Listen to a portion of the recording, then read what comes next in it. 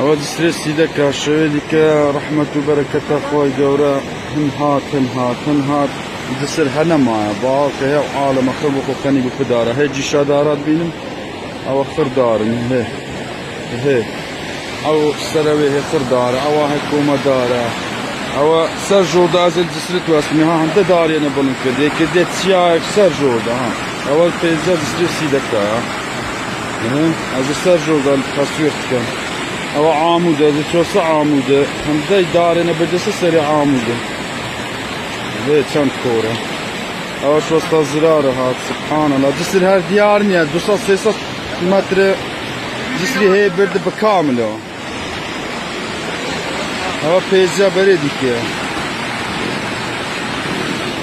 ئەوەش کاکرێ وارە عالەم خەنی بوو پدارە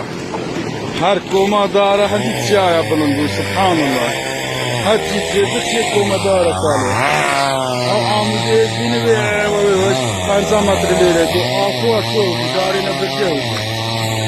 بەهۆی ئەو لافاوەی کە لە 25 مانگەوە نەحێسی دەکانشی گرتەوە بۆ هۆی تێکچوونی کۆمەڵی پرد و هەروە پرۆژەکانی ئاو کارەبا و پەکەوتنی بواری پەروەردە لە چەند قوتابخانەیەکدا جگە لە زەرەری زیانی گشتی زەرەر و زیانی تایبەتیشی هەبوو بەهۆی تێکچوونی ڕەز و باغی هاوڵاتیان و لە ناوچوونی کۆمەڵی باغ و باغات لەم ناوچەیەدا دەرخستەی تایبەت کراوە هەم سەبارەت بە زەرەر زیانی گشتی کەوا بە نزیکەی 450 ملیۆن دینار ئەخەملێنێ و هەروە زەرەر زیانی هاوڵاتیانش لە تێکچوونی ڕەز و باغیان بە 85 ملیۆن دیناری عێراقی ئەخەملێندێن لە ئێستادا دەست کراوە بە چاکردنەوەی تۆڕی کارەبا و هەروەها پرۆژەکانی ئاو